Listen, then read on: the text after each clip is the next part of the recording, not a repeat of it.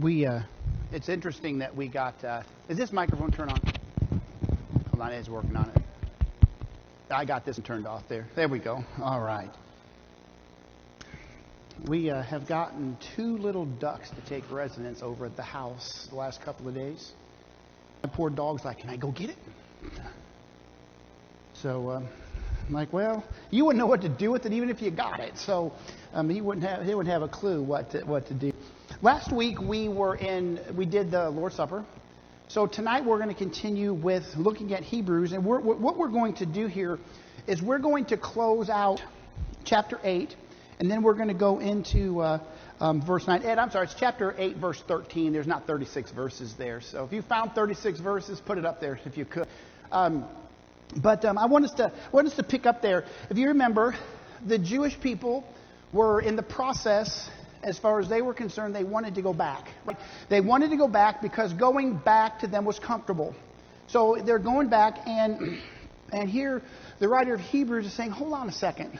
Slow down. That's not what we need to be doing. So we're going to pick up here in verse 13, and listen to what happens here. It says, in that he says, a new covenant, he has made the first obsolete.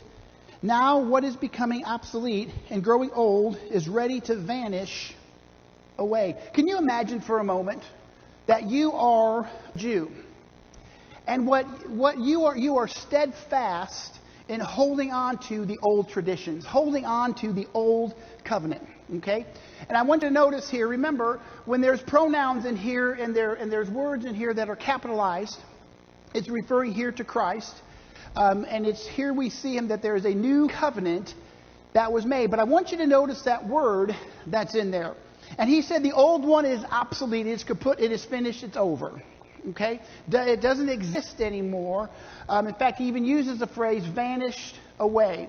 So here we see that old covenant that you keep trying to go back to, Jewish people, he's saying doesn't exist anymore. It doesn't exist. So you have to not go back to where it is that needs to be there. Now we need to remember something.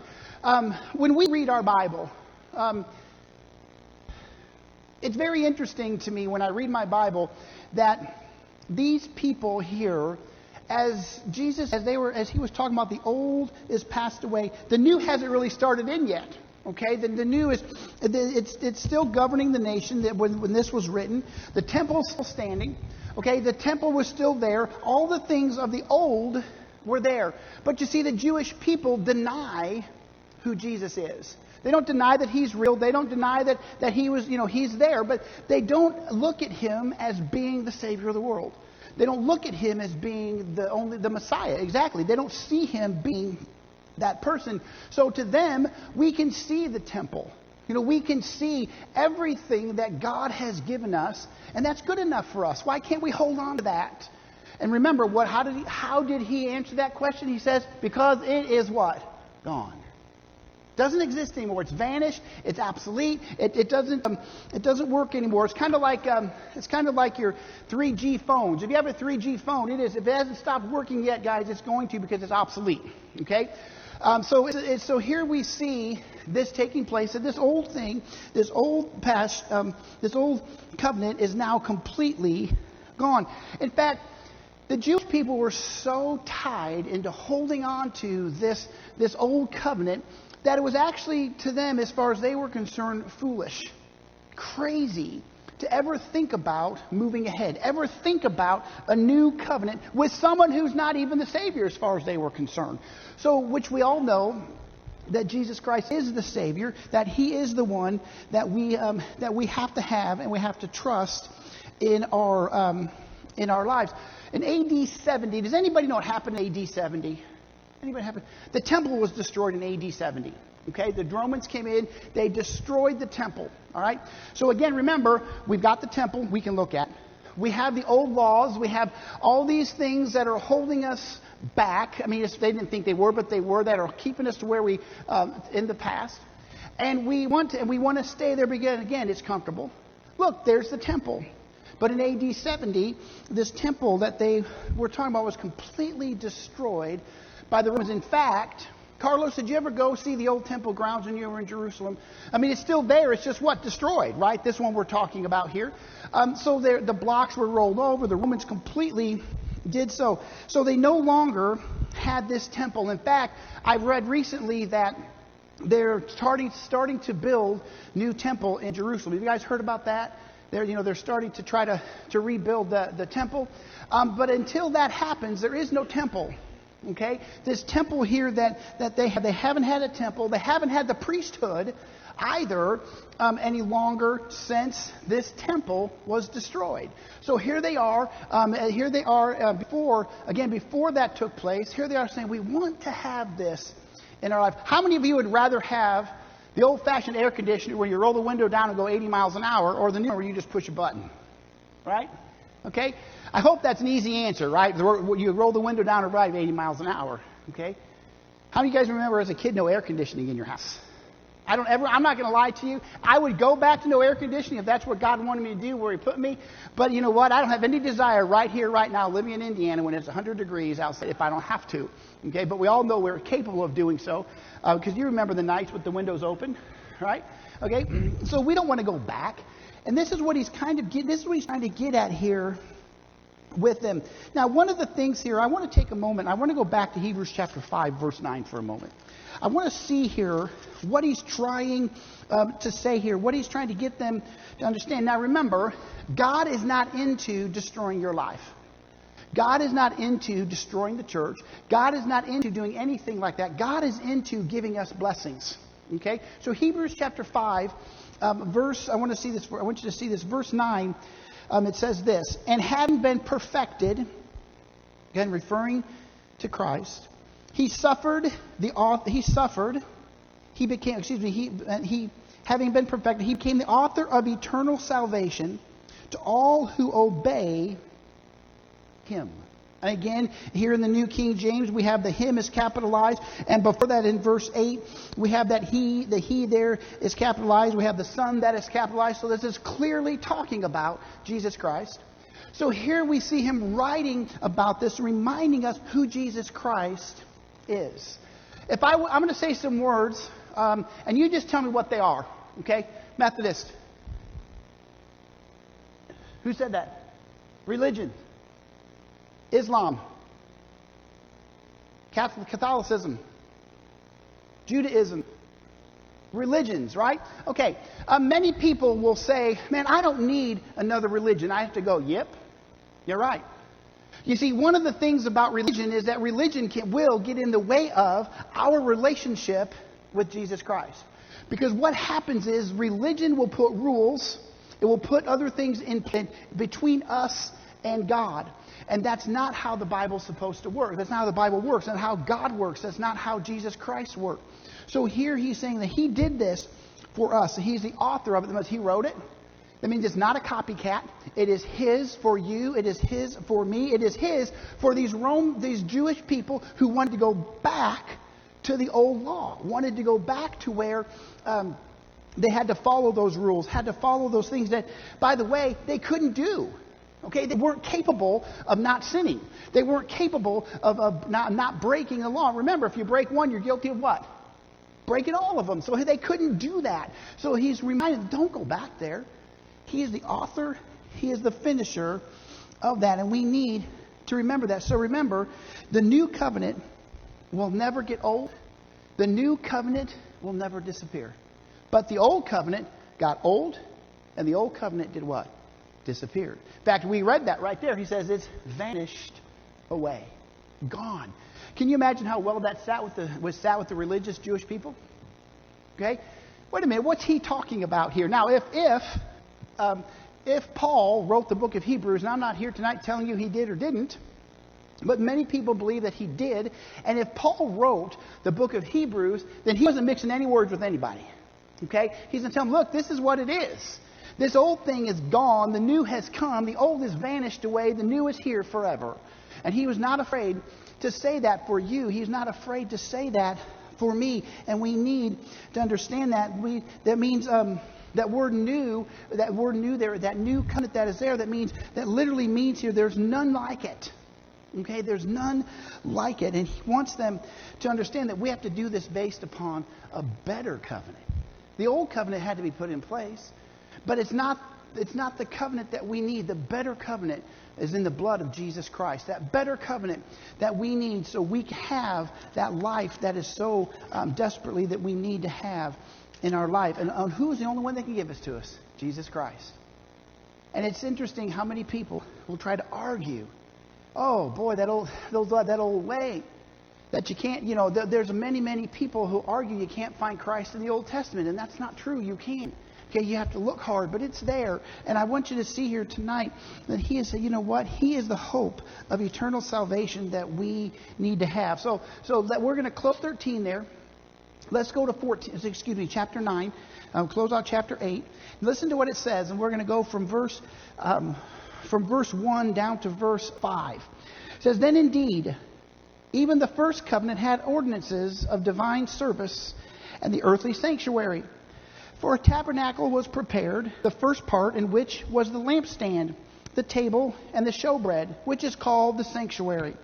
And behind the second veil, the part of the tabernacle which is called the holiest of all, which had the golden censer and the ark of the covenant overlaid on all sides with gold, in which were the golden pot that had the manna, Aaron's rod that budded, and the tablets of the covenant. And above it were the cherubim of glory overshadowing the mercy seat. Of these things we cannot now speak in detail." So first of all, he begins here. And one of the things we have to remember is, have you ever heard this phrase, "not of this world"? Okay? How about we're in this world, but we're not supposed to be of this world? Okay? It's interesting because it's hard to separate the two, isn't it? As Christians, what do we long for? Heaven. Right? As Christians, that's where we want to be. But where are we right now? Here on earth. Right? And that's just the way it is, right, Joe? I mean, that's just the way it is. This is where we're at. But until we get to heaven, this is where our home is going to be. So one of the things here in chapter 9, he's talking about the sanctuary. Okay? We sit here tonight in the sanctuary. Isn't it interesting? Their definition of a sanctuary versus our definition of a sanctuary, not the same thing. Did you guys catch that? Did you catch what was actually in the sanctuary? Guys, we don't have the Holy of Holies in our sanctuary, okay? But they did. That was their sanctuary. That's where they were. That's what they were all about. Now, one of the things about being in this world is we're subject to the rules of this world, right? How many of you have done your taxes? Okay? How many of you, now you don't have to answer that question. I was going to ask how much money you guys have to pay money, but no. How many of you guys love paying taxes? Love it. You're like, yay, I can't wait. My tax man's a really nice guy, but him and the dentist are like tied for first and people I never want to see. And he's a nice guy. But you see, one of the things about this world is we're stuck with the ordinances that are here. We have to give to the world what we're supposed to. Jesus Christ himself explicitly said that. And no matter how much I disagree with paying taxes, guess what I have to do? Pay taxes. No matter how much I think that some of the things that the world wants me to do I don't like, I'm supposed to do. Now again, not talking about things contrary to God. I'm not talking about things contrary to what the Scriptures teach. But we have to remember here is that we live on this earth. We're influenced by this earth. But until we get to heaven, then this will all finally go away, because we need to make sure and understand that we are of this world. How many of you guys have seen the pictures in Ukraine that have been taking place? Okay? If you haven't seen them, there hasn't been that much destruction since World War II. Okay? But some of the things that you may be seeing but may not be seeing is, I saw one of these last night, I believe it was, that they have groups of Christians who are praying right in the middle of the bombardment. Right smack in the middle of this bombardment. And they're praying because they want it to stop. They want safety. They want things to go back peaceful. And you see, this world is governed by all kinds of weird things. But as Christians, as hard as this is for us to do, one of the things that we have to do is walk by faith and not by sight. Now, that's hard to do because sight is what we see. Sight is exactly what we see in front of us. And walking by faith might mean that what's in front of us, God is saying don't pay attention to. Because there's something out there that you need to be paying closer attention to. So walking by faith and not by sight is also what we have to remember and understand to do this. Because this is what he wants us to do. We have to remember that we have to believe in what we can't see. And who can we not see any longer? Jesus. But they could when he was here on this earth, but we can no longer do that. So it is hard sometimes to that. We're really brutally honest with ourselves. It can be very difficult at times to walk by faith and not by sight. But that's exactly what he wants us to do. So if you would please, let's take a moment. I want you to go back to Hebrews chapter 11. Okay? I want you to hear what it is said here about this whole idea of faith. Now remember, here in chapter 11 is the chapter on the heroes of faith. Okay? So let's look at a few of these things here in chapter 11, verse 24 to 27. Okay? Now, in these particular passages here, we're talking about Moses. All right, so here we're talking about his behavior and what he did. By faith, Moses, when he became of age, refused to be called the son of Pharaoh's daughter, choosing rather to suffer affliction with the people of God than to enjoy the passing pleasures of sin, esteeming the reproach of Christ greater riches than the treasures in Egypt, for he looked forward to the reward. Then it says in verse 27, it says, by faith he forsook Egypt, not fearing the wrath of the king, for he had endured as seeing him who is invisible. Now, let's face it, it is a lot easier for us when we see someone, right? It is so much easier when we see that person walking side by side. It's so much easier to say, I understand what you're trying to say, and then they walk out. You know, how many remember your job that you had, and you were taught how to do that job, and the moment you thought you figured out because the person in training you was standing right there, and they had to leave, and you're like, oh, I hope I remember everything they told me to do. Okay? We have to see her by faith. Look what Moses did. Moses had everything this world had to offer. Everything. There was nothing more this world could have given Moses that he already had. They couldn't do anything about it. He couldn't get any more. But what did he know? I find it interesting here. I don't know if you guys caught this or not. When we were reading this, okay, listen to what it says. Understand what he said. Right there in verse 26, he says, esteeming the reproach of Christ greater riches than the treasures in Egypt. Okay, why in the world is Christ's name being mentioned in the Old Testament under those circumstances? But that's what happened. Talking about it with Moses, right? So here we see this taking place, that he looked forward to that reward. How many of us look forward to our reward? Right? This is what Moses was doing, looking forward to that reward. And by the way, he didn't get into heaven differently than you and I are going to get into heaven. Who did he have to place his faith in? The same person we have to. How did God do that? In various ways throughout the Old Testament. Okay? Obviously, we see here very clearly that Moses had this encounter. Okay? So here we can see this of Christ greater than the riches that are in this world. So as we think about our life, we have to remember something here. That we can't get away with, I walk by sight and not by faith. We can't get away with it. Because it's going to lead us down a path that we don't want to go. And here we see that taking place. It's reminding us of this. Would you consider yourself a practical person or an impractical person? I hope say a practical person, okay? A practical person will say something like this: seeing is believing. Okay, and there's truth to that. If you say to me, you have $1 million, I want to see it. Okay? But I also want you to know this. But a person who truly believes Christ, a church that truly believes Christ, is not going to say seeing is believing. A church that truly trusts Christ, a Christian that truly trusts Christ, they're going to say something like this: believing is seeing. Okay, they're going to say the exact opposite. Because remember, faith is the glue, the substance that holds everything together. Your faith, my faith, holds everything about us together. And so here we see Moses looked forward to it. We have to remember that believing is seeing. And remember, we have to understand that one day we're no longer going to be an earthly church building, an earthly sanctuary. We're going to be where? In the sanctuary in heaven. That's where we're going to be, because if we've trusted Christ as our Lord and Savior, that's where we will be spending our time. We have to remember that the Bible tells us it's going to happen.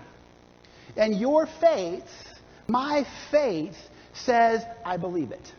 My faith says if God says that it's going to happen, if God says He has prepared a place for me, He has prepared a place for me. And when I get there, that's where I will be. Okay? That's what our faith will do for us. Our faith is what we have to have, what we must realize. We have to also remember something else. Brother Nani, I've heard you say more than once that you and others helped build this sanctuary. It was built by human hands, right? Human hands. And the sanctuary that we will spend eternity in is built by God. What a different place that will be. I was in a sanctuary one time. I was in New Orleans, Louisiana, or some of the suburbs outside of there. And I sat in this sanctuary, and this sanctuary was 3/4 circle. And they had the stage down front, and they had 4 rows of aisles going up. They had chandeliers in the foyer. They had chandeliers in the sanctuary. And they had about a $9,000 a month payment that they made on that facility. Hopefully by now, of course, it got destroyed by Hurricane Katrina, I'm sure. Because it was right on Lake Pontchartrain. That I do remember. And so here was this. It was beautiful. Don't misunderstand me. I'm not saying they shouldn't have had this or that. I'm saying it was beautiful. Okay? But the reality is that pales in comparison to what our eternal sanctuary is going to be like. Our eternal sanctuary, where we will spend eternity with God Himself.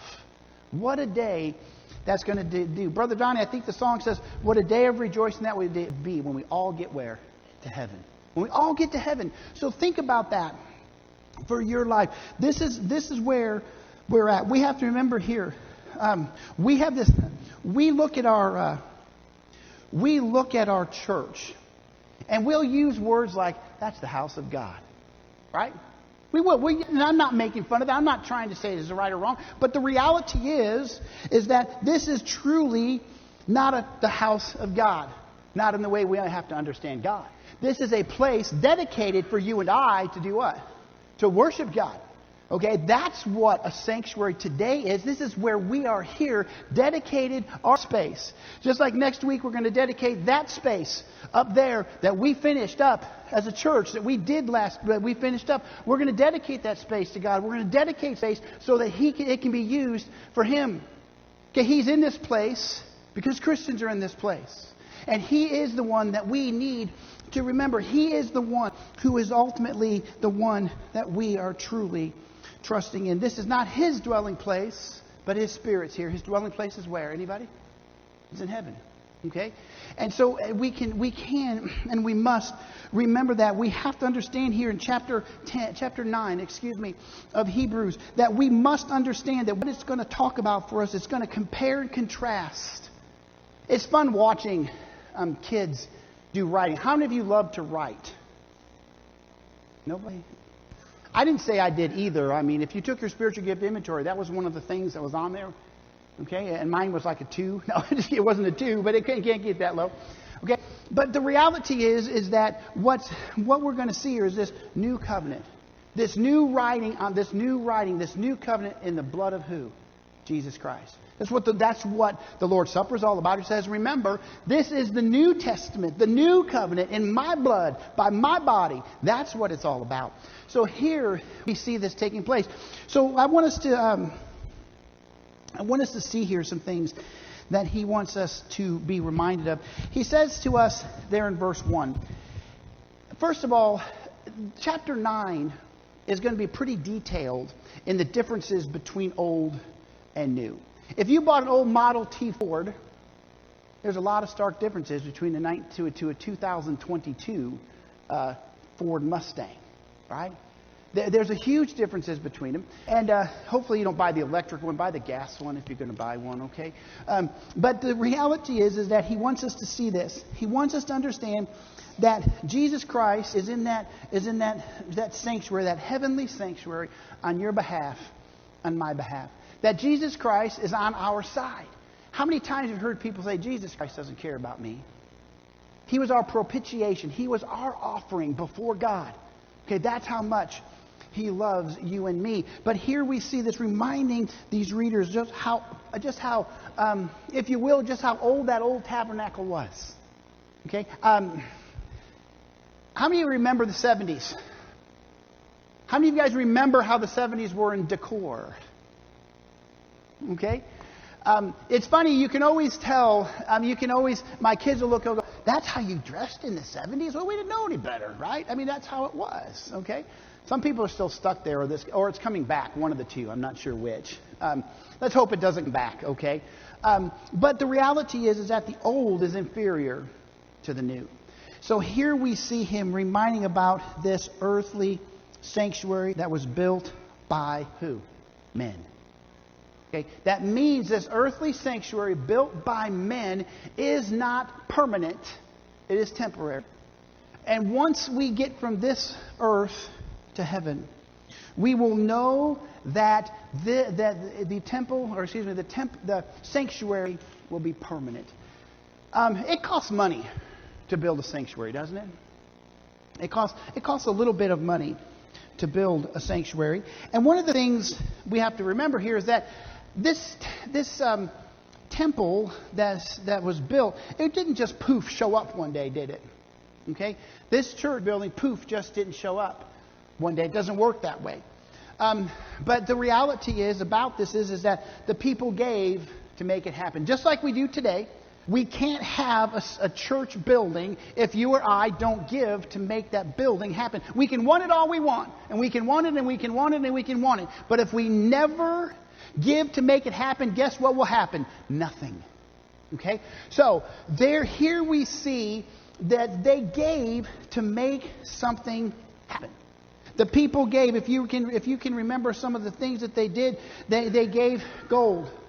They gave silver. They gave bronze. They gave jewels. They gave their time. They gave their talents. They gave these things. And it's amazing to me to think just how much that they did. If you want to have an opportunity to see what the people gave for the sanctuary, you can read that in Exodus chapters 35 and 36. Okay? And you will find in there the things that people gave. You'll also find in there a couple of men. A couple of men here. You'll find Bezalel, and you also find Holiab. Okay, I probably butchered those words, but they were people God gave special abilities to, so they could be used in the building of the temple. Okay, but remember, their special abilities could build no temple if the people didn't bring the supplies for the temple to be built. Okay, so that old tabernacle that was there, and they made everything. They made the curtains. They made the basins. They made the cups. They made everything that was there. And they made them, and they used those, and they completed those work, and they were all dedicated to God in Exodus chapter 40. Okay? So they dedicated these things to God. But we have to understand something. The earthly temple, the earthly sanctuary, it falls apart. Right? We know that. If you live in a house or even in an apartment, they fall apart. Okay? Me personally, Jennifer and I have been married to be 29 years coming up. And one of the things that we don't do is move our furniture around every few months. You guys, anybody do that? Okay? Liz does. She's the only honest one. I did it. Okay? We don't. Right? And I don't care. Because then you got to clean up the stuff that's under it. You know what I'm saying? And so you get the stuff that's under. You don't want to have to do that. Okay, so they made furniture. They made all of these different things. But here's the interesting here. Is that that earthly temple that was built fell apart. And here's what's interesting. Is our building will fall apart. Every building will fall apart. Does anybody know why? Because it's earthly. Okay? It's that simple. Because it's earthly. Your car will fall apart. My car will fall apart. It's earthly. That's just how it works. But yet, when it's heavenly, it'll last forever. It's eternal. So the sanctuary in heaven will never fall apart. It'll never need a maintenance man, Richard. Never need a maintenance man.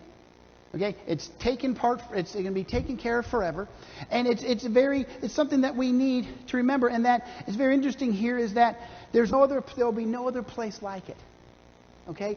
And I remember the poor Israelites. When you read about the disciples, did the disciples always understand everything Jesus said? No. And he wasn't afraid to point that out, was he? He was like, wait a second, do you guys not get what I'm talking about? Let's talk about this for a minute. He used a few words like dull, thick-headed. Maybe not thick-headed, but that's a good interpretation of it, okay? And the thing is that as we think about these things, I mean, you and I, we have to remember here is that this temple, this building that we have right here, the sanctuary that we're in right here tonight, is temporary. And there's nothing that we can do to make it eternal. Nothing. But yet we're going to be in a sanctuary forever that's eternal because God built it. Okay? The children of Israel, they had a beautiful temple. Have you guys ever read the temple that they built? I mean, God gave them everything, where to start, where to finish, and everything else in between. And when they got it all finished, in a nutshell, they decided not to follow God, and God took it back. Okay? That's basically what happened. They came in, the enemies came in, they took the gold, they took the bronze, they took silver, they took all the things, they even stripped off the walls. I mean, the walls even had gold out of it. Think about that for a moment. So we need to remember where we're at right now. Guys, even though many people are going to say, this is all there is. There's nothing bigger. There's no other life past where we're at. Guys, if that's the case, we are all wasting our time right here, right now. Okay? But I don't believe that. Do you believe that? I don't believe this is it. Okay? This is not it. This is a sinful world that only God is going to fix. And when He takes us home, we're going to be in His sanctuary for all eternity. He's saying, listen, don't go back to that earthly temple. Don't go back to that earthly sanctuary. Don't go back to that other place of worship. Because remember, that's what the children of Israel wanted to do. Don't go back there. Christian, don't go back to where you used to be. The moment you put on Christ. In fact, when we have a baptism is not just a public profession of our faith. It's also very much an illustration of us having a new life. Okay, that we have been cleansed and we have a new life because of Jesus Christ. Don't go back to that dirty life. Don't go back to that broken life. Don't go back to that life, because when you accepted Christ, what was that phrase? What was that word they put there? It was abolished. It was gone. It vanished away. Is what it says there in verse 13 of chapter 8, Hebrews chapter 8. It's gone. It is vanished. It is gone. The old is out of there, and everything about you is new.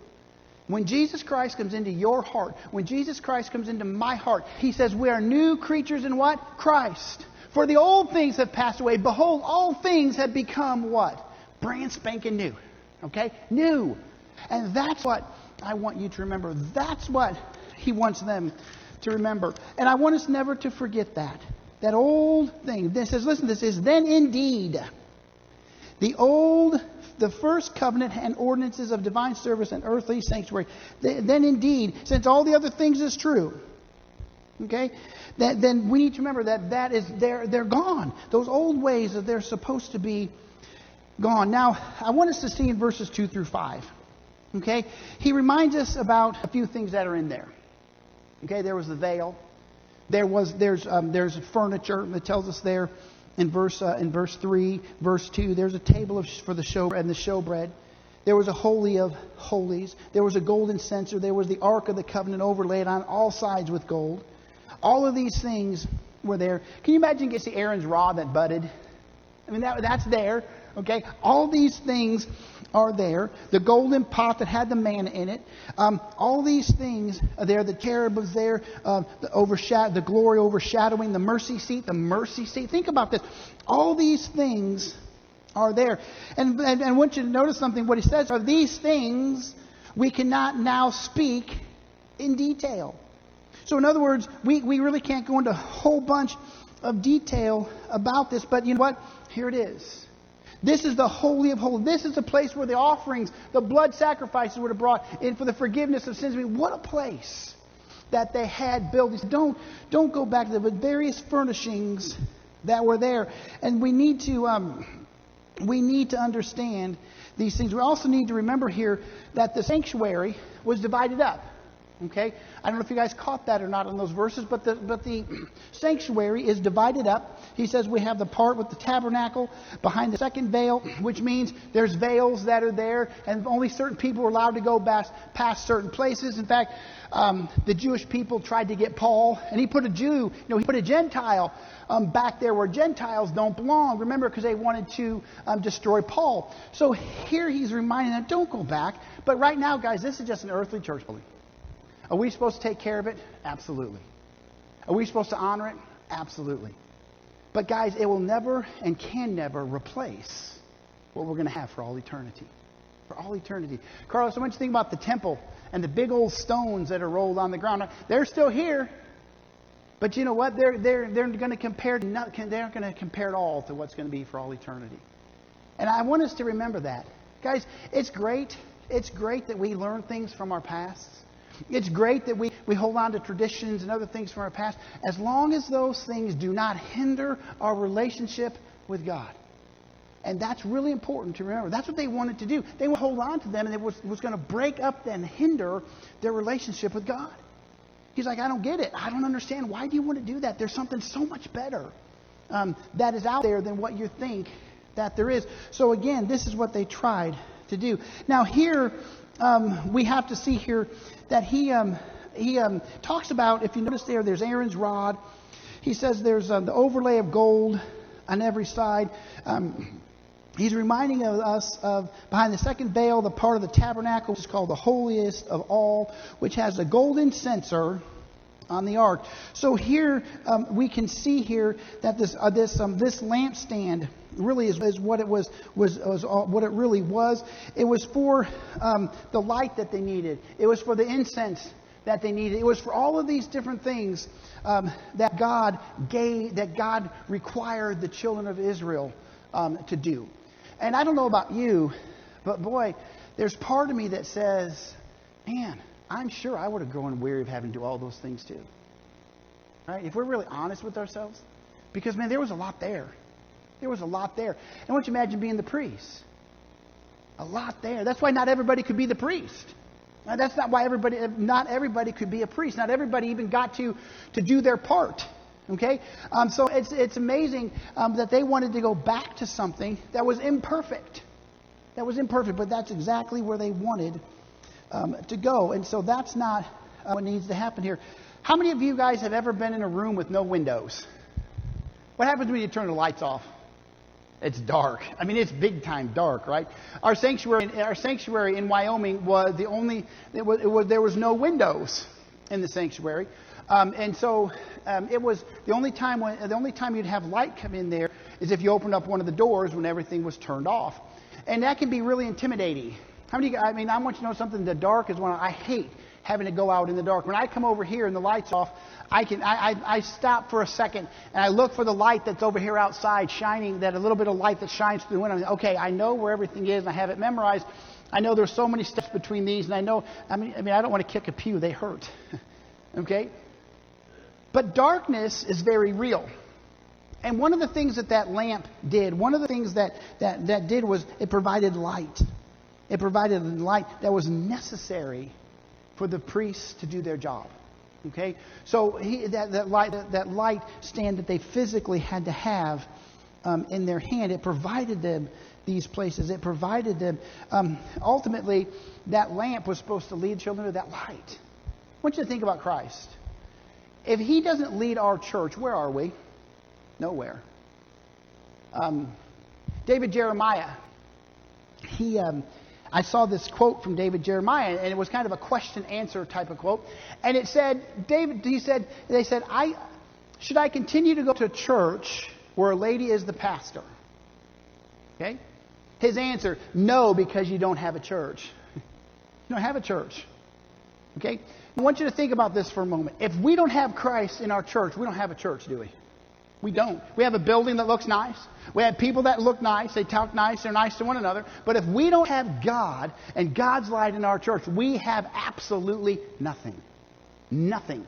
Because we need Christ in His church. Remember this, that in the New Testament, we find Jesus Christ standing outside of the church. You guys know what I'm talking about? Will somebody please let me in, is what he was saying. He was beating on the outside of the church. Let me in. Because the church had kicked him out. Let me in. And so in our church, let us always remember that we have to have Christ at the center of who we are. We have to, because without Him, we don't have a church. We just have a social club. We just have a get-together once a week, twice a week during the church. And anybody can do that. Okay? I mean, the Bible's very clear that even pagans love each other. Pagans get together. That's all we would become. It's nothing more than just a pagan group that gets together. But because of Jesus Christ, we're different, right? Not because we're in a Southern Baptist church. Not because of any other church you might be in. But because of Jesus Christ. That's why we're different. And that's what we need to remember. And His light that is there. And let us never, ever forget those things. So, again, He's reminding us of these things. In John chapter 8, verse 12, what it reminds us of is that Christ is the light of the world. Okay? The world's living in darkness. Guys, have you seen the faces of people in the Ukraine? Have you seen the faces of people in the United States? There's a lot of dark faces, sad faces in our culture today, isn't there? It has nothing to do with how many bombs are being dropped. Has nothing to do with what kind of job a person has or does not have. But what it does show us is that there's a lot of darkness in our world. And what we see in our world, not just in the Ukraine, but every single day in America, every single day around the world, is the fact, the truth that darkness is real. That's what we see. That it is real. And people can deny it all they want to. They're just fooling themselves. So we need to remember that Jesus Christ is the light of the world. And we're going to close with one more passage of Scripture. If you would, stay here in the New Testament. And I want you to go to Philippians. Okay? I want you to go to Philippians chapter 2. I want you to hear what Paul wrote to the church at Philippi. Again, Philippians chapter 2, verses 14 and 15. Okay? Listen to what he says about their church, to the church. He says this. Do all things without complaining and disputing. Okay? Listen to he says to make sure we understand this. Again, it's in Philippians chapter 2. And he wants us to see this. Chapter 2, verses 14 and 15. Do all things without complaining and disputing, that you may become blameless and harmless children of God, without fault in the midst of a crooked and perverse generation, among whom you shine as lights in the world. Now, as I was reading that, and it's interesting because I want to encourage you to do this. When you read the Bible, I want you to understand something. Don't read it and go, I read it. Did my part for the day. But I want you to see something here. Okay, verses 14 and 15. I do not have a master's degree in English. I don't even have an undergraduate's degree in English. Okay? But what I do know is that when verse 15 starts, okay, it is a continuational thought of verse 14. Okay? And so I want you to see this. I want us to understand the importance of the church. I want us to understand here. In fact, what happens, there's just a slight little between verses 14 and 15. That's what takes place. Okay, listen to what he says. He says, do all things. Okay, what does that mean? To do all things. That's literally what it means in the Greek, Hebrew, and in English. Okay, everything. It means literally all things. All right? So, as we see here, he says, do all things without. Now, the word without there means without. Okay? It means don't have this in your life. And not have this in your life. Do not have this in your church. Christian, don't have this anywhere around where I'm supposed to be. Okay? Because you see, when we have mumbling, grumbling, and complaining, guess what the world does see? It says so right up there. It says it there, that they won't see the blamelessness of God, the harmlessness of God. Okay? That's what it says. So here we see this. He goes on. He says, okay, first of all, let's understand something. The word "and" means you have to do both. Okay? So, here we see him saying, and this is what he says. He says, do all things without complaining, and to make sure we understand this, he says, also make sure don't complain, but he also says, make sure you do without fighting with one another. Okay? Disputing one another. Okay? I've met people before, all they want to do, it seems like is just take that big old spoon and go, whew, whew, right? Okay? You guys know that's not biblical? And we should not put up with it as a church? Did you know that? You should never put up with it. Okay? Why? Because this church is not about me. It is not about you. It is about the world seeing us and God as blameless, as the world sees him as harmless, and that he sees the church as his children. Okay? That's what it says. It says without fault. Okay? Without fault. In other words, fault is something that someone can find wrong with us, can find wrong with you. That's what it says, wrong with me. That's what it's saying. So, he says, in the midst of a crooked and perverse generation. Now, understand this, that we still live where? In a perverse generation. In a crooked generation. It's amazing. It's amazing. I saw a thing this morning. It said this. And they're going to have, okay, you guys ready for this? They're going to have, starting next month in Washington, D.C., they're going to have congressional hearings, are you ready for this? On why gas prices are so high. That's going to take a rocket scientist to figure out, but they're going to try to do it anyway. Okay? That's what, I'm not making this up, guys. I can't make that up. Okay? That's what they're going to spend their time, spend other things, trying to figure out why gas prices are high. That's what they're going to do, is who do they want to blame for it. Okay, the reality is we live in a crooked and perverse generation. We live in a crooked and perverse world. Blame that. Okay, because that's where we live. Now, if the world around us only sees me and you fighting, only sees me and you doing the opposite of what God wants us to be, they won't see God ever in the church.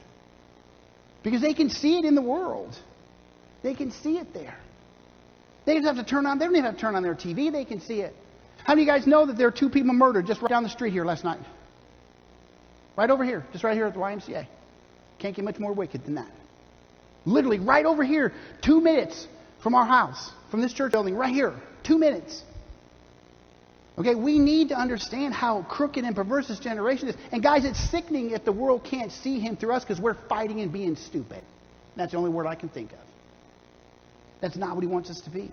He wants us to understand that he is the one people need to see through us. And he's saying to these guys, don't go back to what you thought was neat.